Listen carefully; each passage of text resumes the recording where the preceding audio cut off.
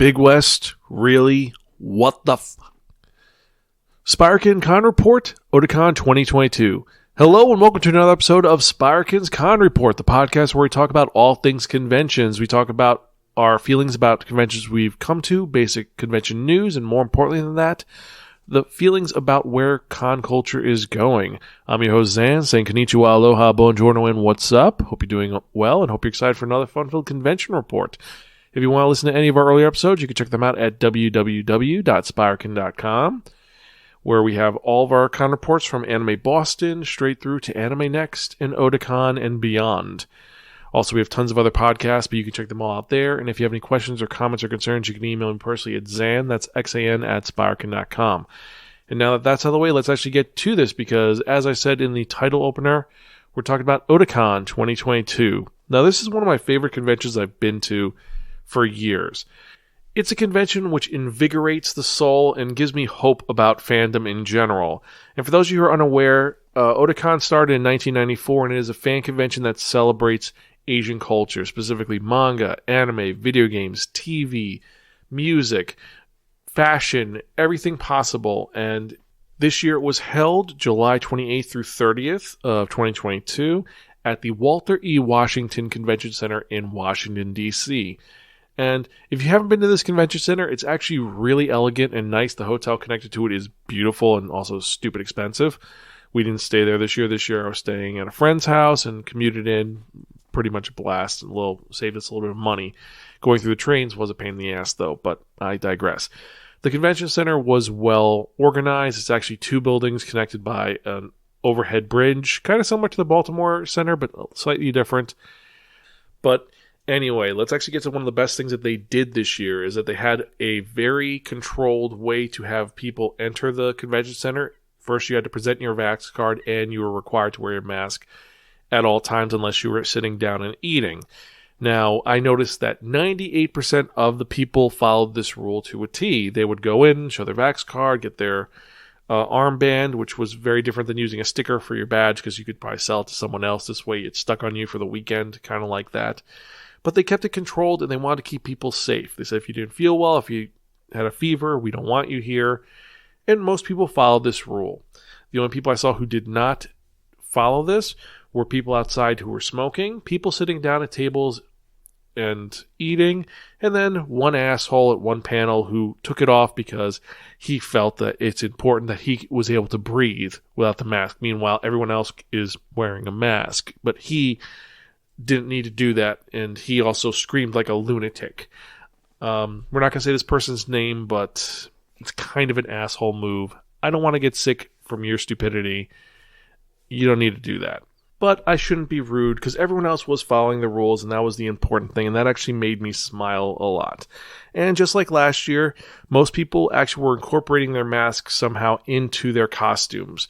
You had people who were dressed up as Nezuko who had the bamboo image on their mouth. You had people who were dressed up as Kaneki from Tokyo Ghoul who they had the mask because it already was part of the mask. Power Ranger people with masks on. Zelda with the Zelda logo on her mask. There was a girl dressed up as Belle, and she had roses on her mask. So they all fit really well. And the incorporation of that made it show us how creative a lot of the cosplayers are. And I'll go over some of the cosplayers that were ingenious in a little bit. But beforehand, let's actually start off with the thing, which is how the weekend went. Well, first off, we got there on Thursday. And Thursday, most people were there ready to go. And it moved in and out. You were able to get in, get your passes, and get out. And I had to get my press pass, and I had to get my panelist badge. And that was 1, 2, 3, in, out. Able to check out some of the rooms, but most of them were locked up because they didn't want anyone to look in them until tomorrow because they had to prep them for the next day. There was a couple people in cosplay, nothing really too stand out-ish, except for someone was dressed up as Evil Mimi from Perfect Blue. And yes, she had the red dress and the bloody umbrella. It was beautiful. I thought that was well done. It was just, at first like, I'm crazy. That's not, oh my god, that is there. Crazy, run away! Totally worth it. But, so that was Thursday, and now let's get into the first day of the convention proper, which is Friday. And Friday was a pretty busy day, and it was pretty packed. It was more busy than last year's Saturday. Well, it makes sense because probably 20,000 people were there this year, but we had our badges, we showed them, we had our armbands, 1, 2, 3, in, out, and done. No special treatment for any press or panelists, though. You still had to go through bag checks, but it's understandable with everything going on, and there was a lot to do and a lot to see. Now, the biggest thing that I did see, I will say, were 4 panels that were amazing. Now, first off, we had the Wild World of Gundam merchandise, which is run by a friend of the podcast, Doug Wilder. And I've got to say, some of the new stuff that he had picked was kind of insane and things you would never expect.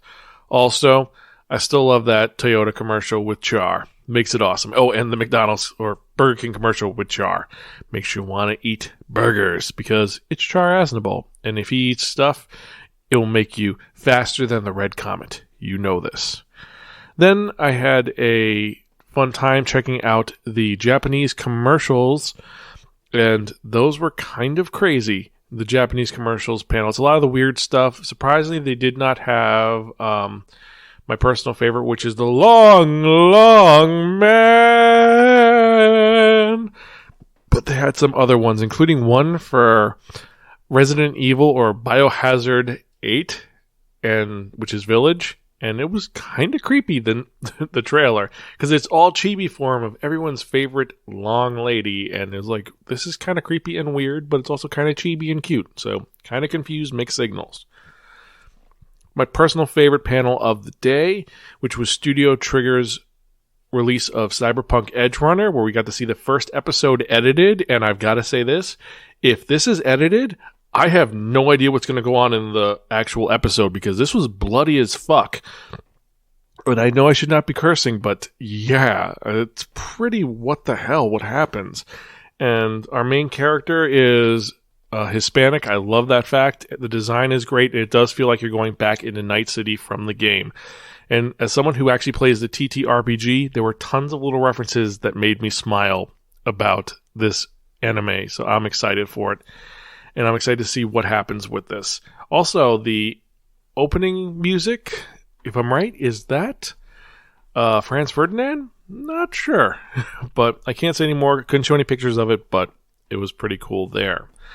The other panel I ended up going to see was Otaku's Guide to Donghua. And Donghua is a type of animation that's made in China and in Chinese. These are animation works that are specifically for them. Also, it's not just that, it's some of the graphic novels as well. And while it is still animated cartoons, they have their own style and flair to it, which gives it a very unique and individual style that is very different. Some of the stories are very weird. Like the one that stood out to me the most was one called To Be a Hero, and it's about a guy, or To Be Hero, and it's about a guy named Uncle who is handsome and beautiful, but then when he gets his superpowers, he is huge, fat, and creepy.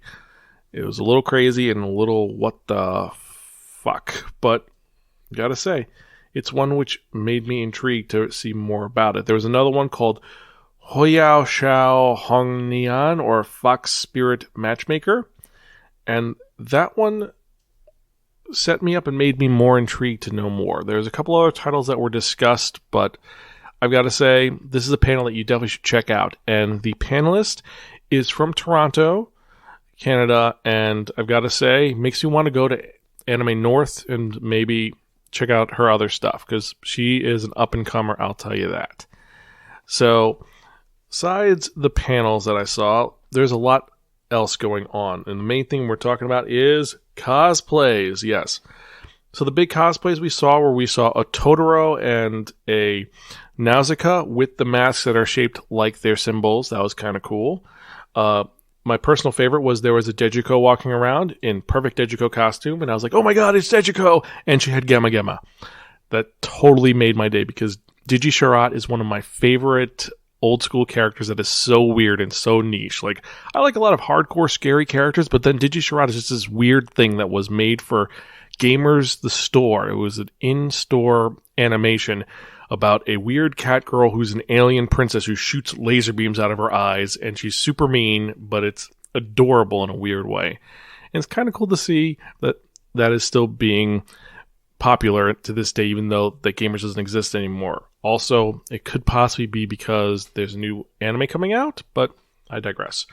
So other big ones, when I was walking through the dealer's room, which we'll get to in a moment, I saw something kind of sus by the food court. Yes, someone was dressed up as one of the Among Us characters, the red one. And I was like, hey, he's over there just standing in the corner. That's kind of sus. I was going to go over there, but I did not. There was someone who's dressed up as Zakai from Die Dark. That was inspired, and I did not expect Die Dark to be there. And besides that, there weren't a lot of other... oh, yes, I forgot. The best cosplayer ever for the day was someone was dressed up as Koming from Yeah Boy Koming, and of course, his master, the musician. I was like, oh my god, it's Koming, and the best part is his mask was Koming's face. It looked like just the mustache and everything, and I was like, that's props. That's going in the show notes, so if you go to Spiraken.com, you're going to see the picture of Koming. It's just, wow.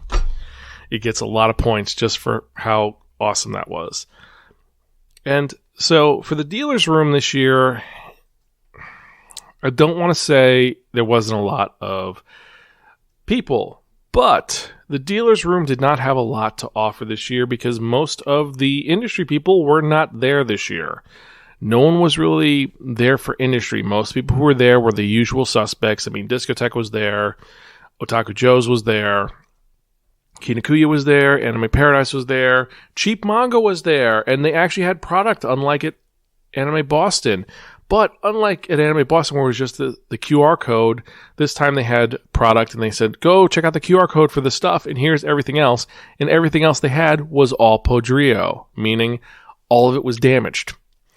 And that is a shame. It wasn't like there was, it's just some random volume that didn't sell. These are damaged, like, tremendously. Some had water damage. Some were ripped. Some were missing pages. And while on the one hand, it's cheap manga, and I bought a bunch of things because I was interested, and I'm never going to find it that cheap anywhere else, it felt kind of bad seeing manga that had been treated like that and was being sold like that. One of them was filled with, I think it was mold. And I was like, okay, this is going in the garbage. So it was a net loss, but it was a shame. I hopefully that once those are gone, they actually have some better product for next time. What else was in the dealer's room? You had that. You had Foam Games was there. And there was the sake sellers who had a sake tasting on Saturday. That was pretty cool. The only thing is you could not buy the sake there. You actually had to go to their store in Washington, D.C. You could order it there, but then you had to go pick it up. Besides that, it was a lot smaller than last year, and there wasn't as much going on. I mean, I will admit, I did check out a bunch of mecha dealers to buy some Gunpla because, I hate to say it, but I've fallen off the wagon, and I am back into Gunpla, people! I'm buying models to build. I ended up buying 3 Gunpla. Well, actually 2 Gunpla. I bought the SD Gundam Arsene Lupin X, which is Gundam X dressed up as Arsene because I'm Arsene Lupin because I'm a Lupin fan, so that works there. And then I bought a Goof, which is a blue Zaku. They didn't have the red one. I would have liked the blue one because that's from 8th MS Team. Besides that, everything else I was really just struggling not to buy because I don't need more stuff. And I'm pretty sure that Greta would kill me if I bought 50 billion Gunplas. She would say, I'm going to burn them all because it's taking up our room in our house. But that's something for another day. Because I try to be very good because I do have a huge collection of manga and I maintain that. And I do maintain some of my minifigs, but Gunpla is a little bit more crazy. So I don't go too crazy. It's once in a while I'll buy them. But yeah, fell off the wagon with that.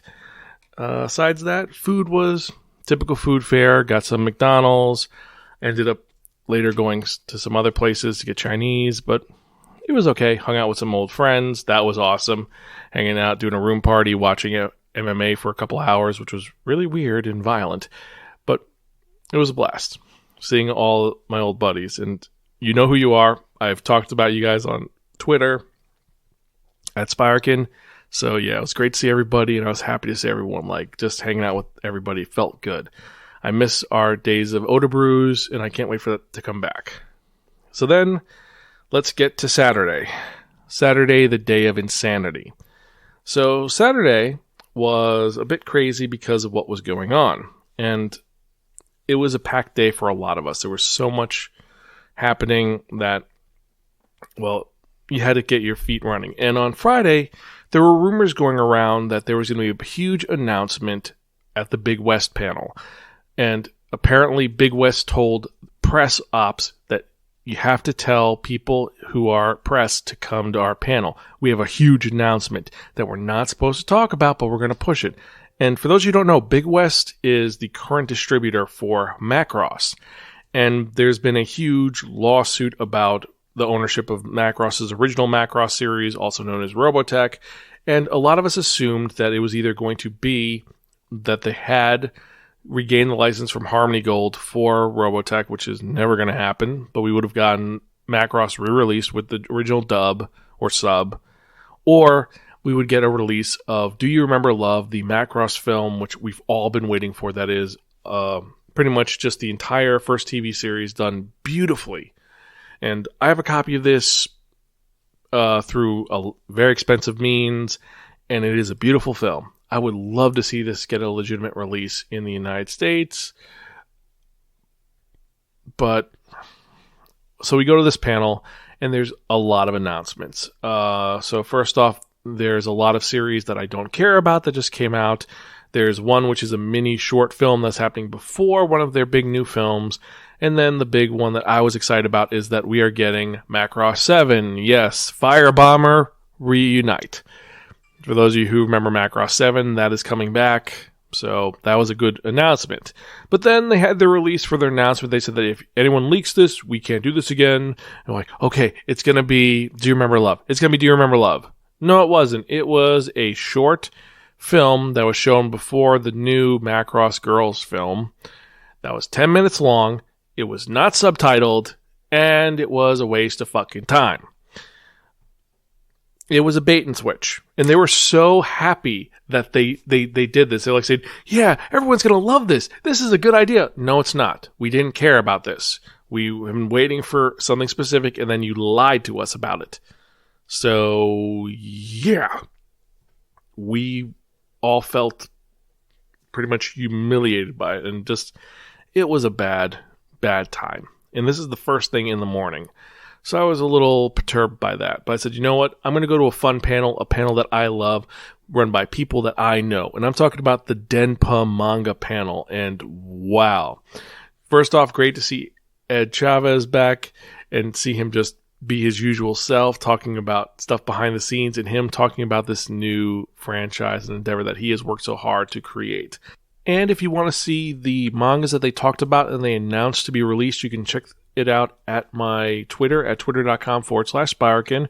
And there's tons of titles that excited me, like just going over a couple. Besides March Comes in Like a Lion, you had Rakuto Last, which comes out September 2020, Tabe Girl, which comes out October 2020, and then, of course, Fish Society coming out in 2023, and Short Game coming out in fall of next year. And it was a great show. It was a blast. Always seeing Ed is a great time, and just, I don't know, it was just, it felt good to be back in a panel room that did industry panels that well and was that fun. So from there, I went to my personal panel, because I was running a panel, 22 pet manga recommendations for everyone, slightly different than my other panel, which I've run, which is 22 pet manga recommendations for animal lovers. I've changed a couple of mangas around, swapped them out, and added some new ones, including Cat Plus Gamer. If you want to check out my list on that, again, Spiraken.com. But I had a decent turnout, a lot of fun. I did have one kid and his parent walk out when I talked about Stargazing Dog. I think they were horrified by the fact that I was talking about how sad that was. I get it, but still, I shouldn't have opened with that. But I wanted to go different. I wanted to be like, okay, we'll open up with the sad one, then go happy. But that was a mistake. I will learn that from next time. Again, I digress. So from there, I went to another industry panel. This is for Azuki. Now, Azuki is a really cool app that is for manga readers that has various new manga titles, and there's a ton of stuff on there that's really cool. It is a great subscription service that is up to date, has some of the best titles on there. They do get some from Kodansha and some from a few other sites, but they have some their cross-platform capabilities. You have reader customization, and there's tons to do. They have Starfruit, A-Blaze, Futabashi, Glacier Bay, Kaiten Books, and Sozo Comics. And no, I'm not paid by them. I'm not paid by them. I really like their product, and they're really well done. And the main thing, their big announcement, was their first pickup, this is one that officially Azuki's only going to have. No one else is going to have it, and they're actually going to be translating it themselves, and that's Hikaru in the Light. And this is by Mai Matsuda, and the images that were shown make me very excited for anyone who has Azuki and wants to read some more. The other ones they were talking about were Turning the Tables on the Seatmate Killer and My Dear Detective, Mitsuko's Case Files. And of course, Yakuza's Guide to Babysitting. There was more that they were talking about, but those are their big ones. And, well, I gotta say, if you haven't had a chance, check it out. Now, a couple that are good to read are A Sign of Affection, Kagaster, Children of Mootown, My Dad's the Queen of All VTubers, and Pop Life, if you want to check out some good ones. And as opposed to actually leaving the panel room to go get some food, I decided to stay in to check out the Dark Horse manga panel, which was paneled by Carl Horn, someone who I've heard tons about, but I've never seen speak before, and it was an insane experience. I've heard about Carl Horn for a while and how important he is in the actual comic book industry and in the manga industry for Dark Horse Comics, and he ran the panel almost as like a retrospective, talking about his life and mixing that with the different mangas that were being released, and wow, it was awe-inspiring. He's been in the business for so long, and just hearing him talk about anecdotes, I just wanted to hear him talk about them for 2 hours. I would have bought him a drink and said, hey, let's hang out and just talk and bullshit for a couple hours. It was intriguing and engaging, and probably one of the best panels I've seen in a long time that's done well. The announcements, I've got to admit, had me a little bit excited, like the fact that we're getting Kurosaki Corpse Delivery Service, the Omnibus Volume 5 finally. And we have a release date for the final volume of Berserk that was written by Kentaro Muro, coming out November 2nd. And now there's a new one coming out. Well, we'll see how that goes. You had the release of the final volume of Shinji Ikari Raising Project, which is the Omnibus number 6. Final one coming out on December 25th. So for Christmas, we get, congratulations, Shinji's going to go away again. Yay. And we get In Over Innsmouth. The Cthulhu manga is going to be released next year, and the images look amazing. I was very excited and happy about this panel. It was amazing, and it was a blast. So from here, walked around a bit, and I ended up going back to the dealer's room. And this is when the problem with the influx happened, because they shut down half of the stairwells because the convention center became packed. And not packed it's just there's literally one person there. No, there was no room to move. You had people actually saying, you can only go up this escalator, and if you're in the wrong line, you have to stay in this line and go upstairs and downstairs to hit the dealer's room. It took me 35 minutes to get into the dealer's room again to buy something. So it was crazy. I met some friends for lunch, and it was rough just seeing all the people there, and it felt very claustrophobic. Indeed. I ducked into the AMV contest for a little bit. AMV contest, unlike last year, was in the official theater, so it felt a lot better. It felt more open, it didn't feel claustrophobic, and you didn't feel like you were going to die in that room. This one was a little better and gave me a little bit of time to relax, get my head together, and, get away from the claustrophobia you felt from all the people there. And from there, I went to the Artist Alley, and the Artist Alley was okay. There was a lot of interesting items for display, a lot of mixed media items. There was some great items for sale at the auction, the silent auction. You had a woven knit pattern of the original map from Legend of Zelda. You had shadow images of Anya and Yor from Spy Family. There was tons of other really cool, unique things for auction. The actual vendors themselves, for the most part, they were just selling random things that really didn't appeal to me. A lot of LGBT stuff was out, which is fine. Some of it was weird. Like one is, you know how they have the boob mouse pads? Now they have the peck mouse pads, which I was like, really? It's pecs? Okay, that works. Someone was selling that. There was a lot of comics that were being sold. There was a lot of plushes being sold. There was one commission person all weekend because I wanted to get commissions for stuff. No one had anything. It was literally, we're not doing commissions this year. I have no idea why. Maybe it was because they changed the rules, or maybe people just didn't want to do commissions. It was confusing. There was no one doing commissions, and it felt like a lost opportunity. Maybe people are stressed out because they can't take the time to do it, but it felt weird not seeing people giving out commissions or doing commissions. It was a lost opportunity, in my opinion, and kind of made me feel let down. From there, I went upstairs to the video game room. In the video game room, since they've changed people who have video game consoles and cabinets, this one felt a little different. However, I will admit there were some fun things out there. There was a huge group of people doing Just Dance. There was tons of tournaments going on for various games. There was tons of older consoles playing old school games, everything from ActRaiser straight through to the original Street Fighter. And then the pièce de résistance, the most beautiful thing in this section besides some of the rhythm games and the table flip game, you had the Gundam combat game, which is 2 fighters versus 2 fighters. And yes, you could play as the Gundam X, which made me very happy. I lost miserably. I got my ass kicked quickly because I did not know how to do the controls, but it was still kind of fun. And people were being very polite. You had 2 people who would win, and then they'd stay on until someone else lost, and then everyone would line up, and it was just a great dynamic, and it flowed really well for that. You also had their board games set up, and for their board games, well, they were okay. You had some nice things, and they actually had you give them your badge until you return the game back, so that way you didn't steal it or whatever. There were some unique games I didn't play anything because I didn't feel like playing any board games. I just wanted to look at them. I looked to buy some board games downstairs, and I found 2 that I actually picked up. I bought an expansion for Smash Up, and I picked up Escape from Jabba's Palace, which is a card game that is pretty cool. I've got to see if I get Greta to play it. She seems very cautious and does not trust me with that game. I don't know why. Maybe she thinks it's something else. Who knows? Anyway, I digress.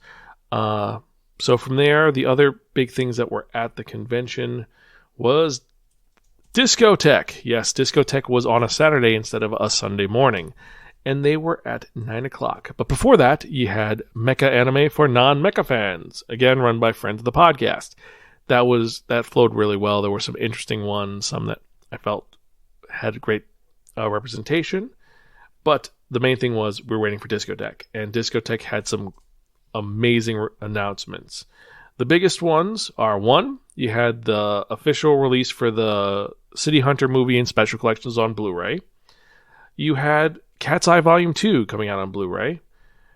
You had Space Sheriff Gavin for all you Tokusatsu fans. There was Dynamech Guy King and Project Echo 3 Cinderella Rhapsody. All of Sherlock Hound on Blu-ray. Shaman King being released. The pilot and the princess. And then at the last minute, as usual, there was a surprise announcement. And this one had the room clapping, screaming, and one asshole made an ass of himself in this. And we're talking about, of course, Urusei Yatsura. The entire complete collection is being released. Yes, it is 4 box sets, and they're getting it out there. And I am so excited because, like I said, it's Urusei Yatsura. It's the reason why Rumiko Takahashi became popular was because of Lum-chan. And the series is still popular to this day. The movies still hold up. And while, yes, definitely Ataru is someone who has to have someone talk to him because he'd get Me Too'd immediately, it is such a great show. And we're getting an adaptation that's redone this year. So I am excited to see the old series and then watch the new series and just smile at how insane it is. Just seeing Lum and Cherry and Ataru and Shinobu and everybody else as they just go crazy in this weird world that exists. That was fun. And before I forget, let's actually talk about some of the cosplays that I saw. First off, the one that stood out pretty much was there was an old man walking around dressed up as the captain of the Yamato. And he did Hashin. I was like, oh my god, it's the captain of the Yamato. Must worship him. Must think he's awesome. You had VVs walking around. I did not realize VV was still popular. There was Lena Inverse walking around. That was kind of cool. There was Ranma-chan walking around, which... No Ranma-kun, sadly. No other characters from that, so that was kind of meh. Besides that, you had a bunch of people dressed up as the Macross pilots. They were distraught in the Macross panel. They were so distraught by that. And then we go into Sunday, because I hung out and went back to where I was staying. Sunday, ended up back at the convention, and pretty much just walked around, checked out the dealer's room, checked out the artist alley one more time, checked out the Studio Trigger live drawing, which it's his live drawing where you just see them drawing a character while answering questions. It's intriguing to pick their brain, but I've seen it before. It was okay. It was just good to relax. But seeing the cosplayers still walking around, there were some beautiful ones. Like one was from Belle. We've talked about Belle in our review of it, and this is just a beautiful image of her in the rose dress, and just it looks phenomenal, and I'm throwing it in the show notes if you want to check that out. Other ones that were there were the twins from Soul Eater. I didn't expect them to still be popular. You had a Barrett walking around, and Barrett actually is turret spun. So for Final Fantasy VII, there was a weird cube walking around. Looked kind of like Gumby. Wasn't sure if it was Gumby or not. Kind of confused by that. There was an Ippo from Hajime no Ippo, which that was awesome. And he had the footprint on his boxer trunks, and just that was just great. Seeing Ippo. A lot of Banjo-Kazooie walking around. There were 3 of them. And then there was one guy who was walking around dressed up as a Saiyan who had a ball that would change. It's like he's throwing Kamehameha. One day he was Gohan. Next day he was Goku. Next day he was Super Saiyan Goku. So he was walking around the entire time. And besides that, that was the majority of the cosplayers that were there. There was no major group. I mean, I saw a lot of members for Spy Family. I saw Demon Slayer characters, but nothing really stood out. It's a shame that there were so many series that got lost because of the season blackout. Like, we didn't see any My Hero Academia that much. There was nothing from... Well, actually, no, there was one person from Odd Taxi dressed up as the driver from Odd Taxi, but no one from Carol and Tuesday, no one from Isaac Ken. It just felt like there was so many series that had great cosplay potential, and they're never going to be seen unless a niche member is going to do it. So, the cosplay was pretty good. I talked to a couple of the attendees. They've liked it. They enjoy it. Some of them really like the fact that now you do have the masks going on. That was their favorite thing that was going on. A lot of them enjoyed the concerts that were happening. Some were really confused as to why there were TikTokers there, while others were super excited that there were TikTokers and felt that more TikTokers should be at Otakon, even though that Otakon is celebrating Asian culture. Having American TikTokers there seems a little weird. But I think that is about, that's about everything that we could talk about with this. But overall thoughts, I enjoyed this convention. While there wasn't a major panel I wanted to see, or there was a huge concert I was going to go check out, or a big reveal for a video, I had fun at this convention. It was a blast. It's always great to go to Otakon. I hope one day I'll be able to take Greta to see this convention and she can enjoy it. But, yeah. I know that everyone else is doing their Otakon reviews, or they've done them already, and I know I'm a little late, so I do apologize for that. But I would just want to get my thoughts together, and a lot of other real-world stuff's been going on, so I do apologize. But I hope you had fun. If you were at Otakon, what was your favorite part about it? Email me, zan@spiraken.com, or tweet me at Spiraken. If you have any questions or comments or concerns, email me, zan@spiraken.com. That's XAN, not ZAN. You can check out all of our websites or podcasts at www.spiraken.com. We're also on Facebook, Twitter, Instagram, Spotify, YouTube, Stitcher, and various other social media sites. If you enjoy this episode, remember to like, share, subscribe, support our Patreon to help us create more fun content for you to enjoy. And as usual, I'm your host, Zan. I'm Gonzville. I'll catch you guys next time, and keep attending cons. See you later.